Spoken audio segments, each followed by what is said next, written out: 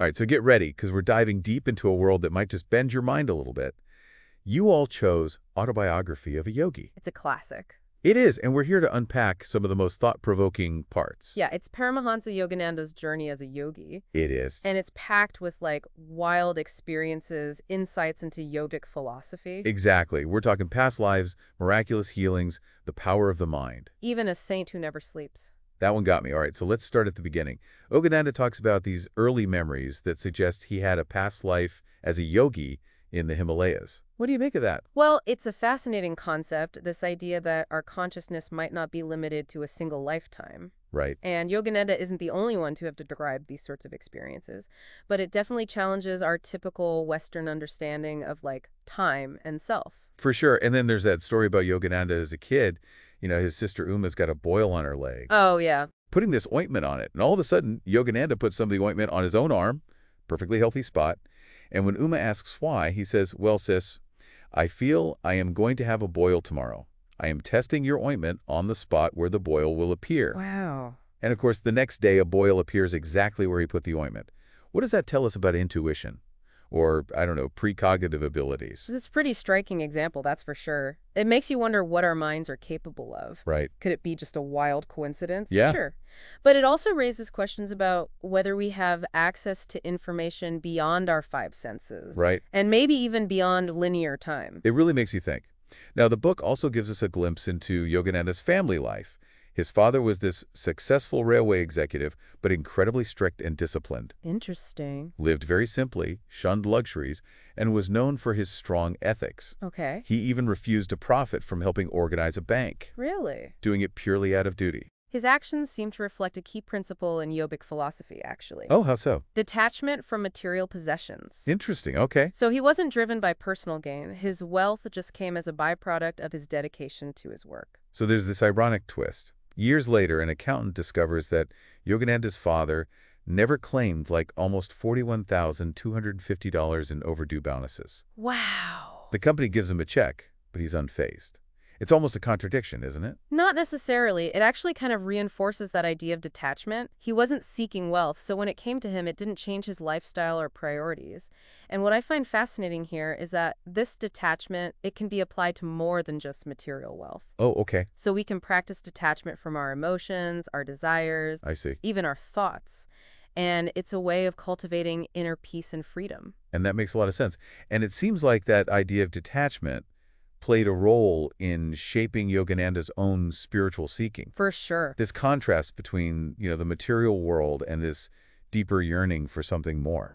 Absolutely. And this yearning is further emphasized by a story involving his father. Okay. And, surprisingly, a saint in the woods. Oh, right. After Yogananda's father refuses to let him visit his guru. So he's walking home through the woods one day. Right. And who does he run into but a saint? Wow. Who tells him about the importance of spiritual seeking? What are the chances? Sounds like a bit of a nudge from the universe. It does, right? Almost like foreshadowing, like the crucial role that gurus would play in Yogananda's life. Right. And speaking of gurus, this book is full of stories about miracles and spiritual experiences. Like when Yogananda is healed from this fatal disease just by looking at a photograph of his guru, Lahiri Mahasaya. It really challenges our understanding of reality. It does. It brings up this idea that faith, spiritual energy, could have a real impact on our well-being. Totally. We think of healing as this purely physical process, but what if there's more to it than we understand? Right. And then there's that other story about a group photograph where Lahiri Mahasaya's image just won't appear. Yeah, the photographer was completely baffled. Right. Everyone else in the photo is clear, but his spot is blank. Like the guru transcended the limitations of the camera. It's almost like there's a different set of rules when you reach a certain level of spiritual realization. Maybe. And then there's that story about young Yogananda praying for victory in kite-flying contests. His prayers were answered in ways that seemed impossible. Right. His kite winning over and over again. And his sister was so awestruck she actually ran away. Thought he's doing magic. Yeah. But for Yogananda, it was a confirmation of the power of prayer, his connection to something bigger. What would it be like to have that level of faith? To truly believe that anything is possible? That's a powerful question. And these stories, while extraordinary, point to this idea that there's more to our human potential than we often realize. What do you think, listener? Have you ever had an experience that made you question what's possible? Throughout the book, we see this deep yearning in Yogananda to find a guru.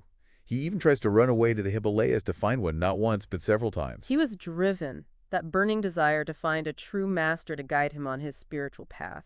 It does speak to the importance of having a mentor or teacher, someone who can, help us see our own potential. For sure. And one of his attempts to run away is actually pretty funny. Oh, yeah. He and his friend Amar pretend to be English boys just to get a better train compartment. Pretty resourceful. It shows their determination, a little bit of cleverness, too. Yeah, even spiritual seekers can have a sense of humor, right? Of course.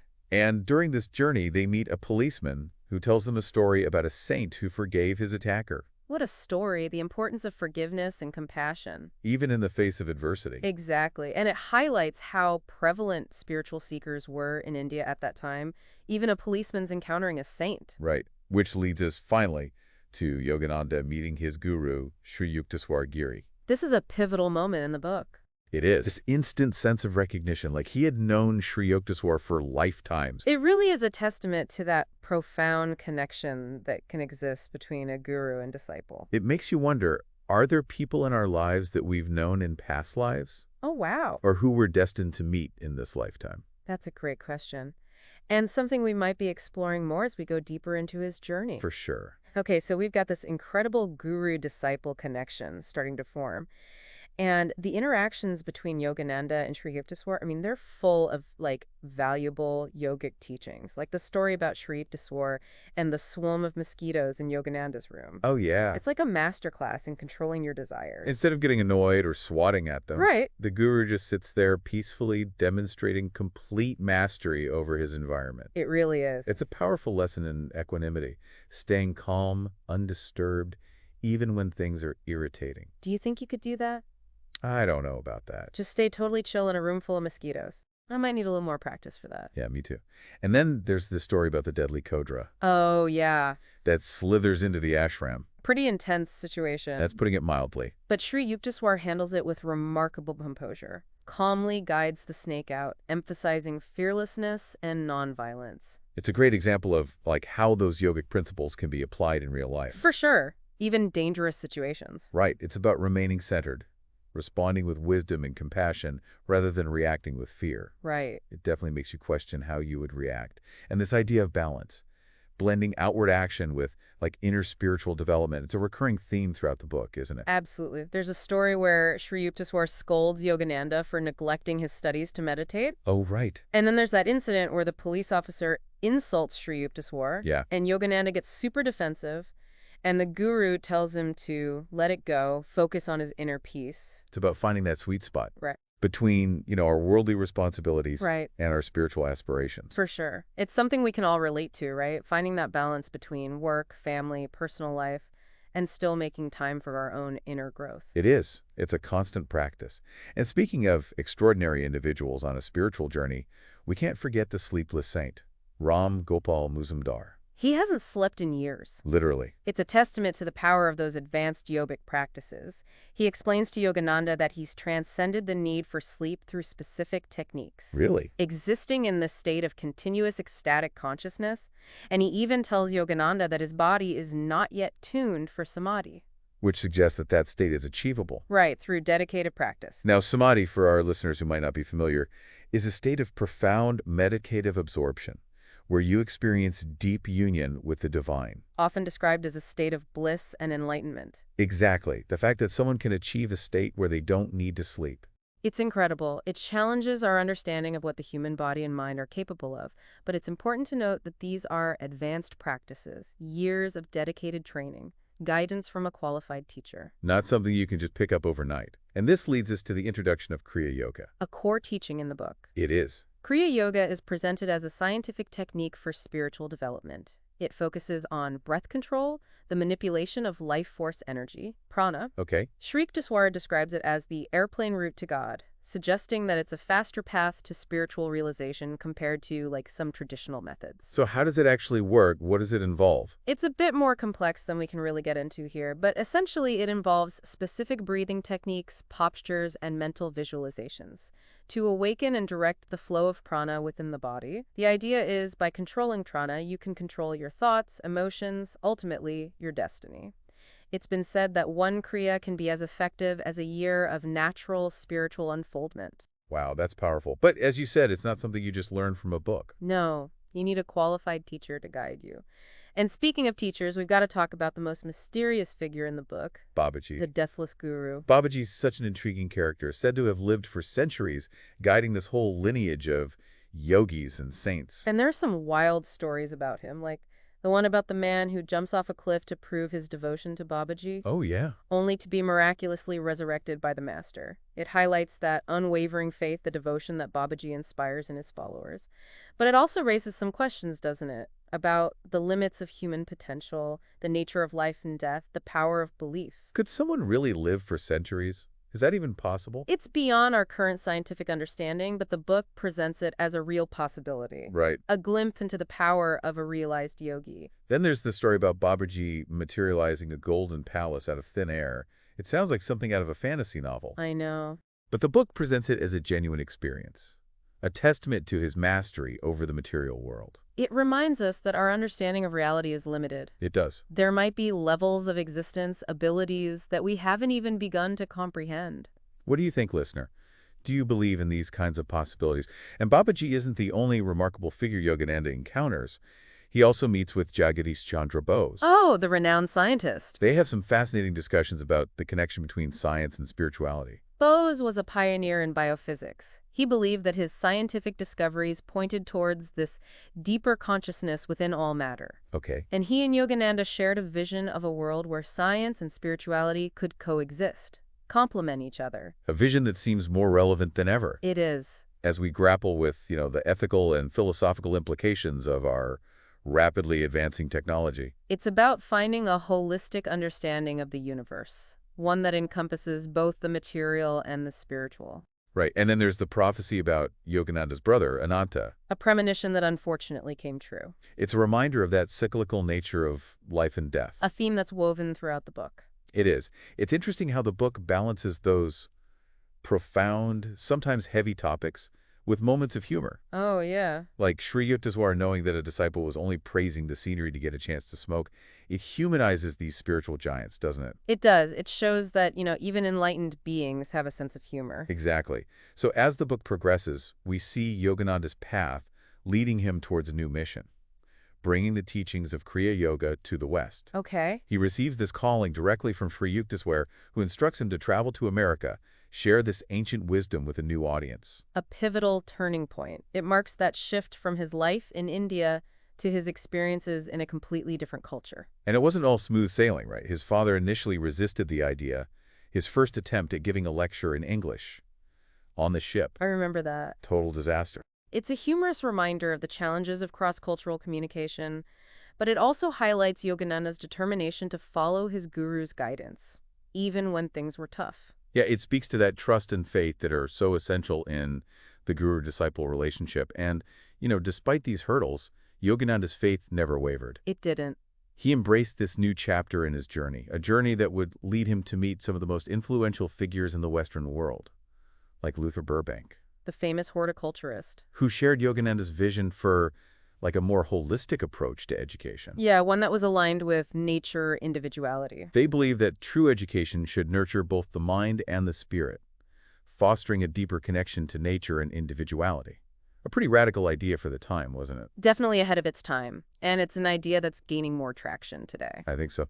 And then there's the story of Yogananda visiting Therese Neumann, Oh, the Catholic stigmatist. who, according to reports, didn't eat physical food. Pretty wild. What do you make of that? It's one of those accounts that really pushes the boundaries of what we consider possible, makes you question our understanding of the human body. What's interesting is that Yogananda didn't just dismiss her Right. as a fraud. Right? He approached her with an open mind. It highlights the importance of approaching things with curiosity. It does. An open heart, even when they challenge our beliefs. And the fact that the book includes accounts from different religions and traditions, it suggests that the search for truth and enlightenment, it transcends any one belief system. A message that feels especially important in today's life. Right. A call for understanding unity in a world that often feels divided. It does.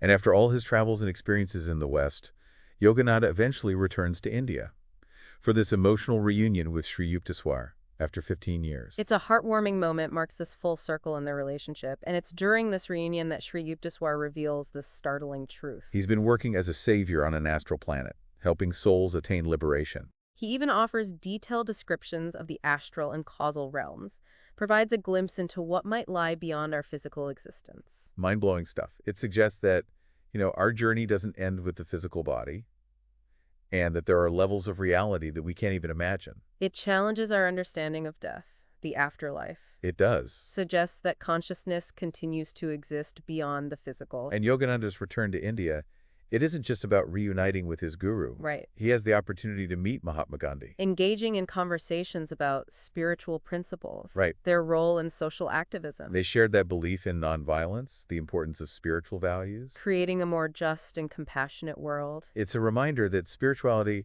it isn't just about personal growth. No, it's also about making a positive impact on the world around us. It's about living our values in a way that benefits others. Exactly. And then there's Yogananda's encounter with Anandamoyi Ma, The blissful mother.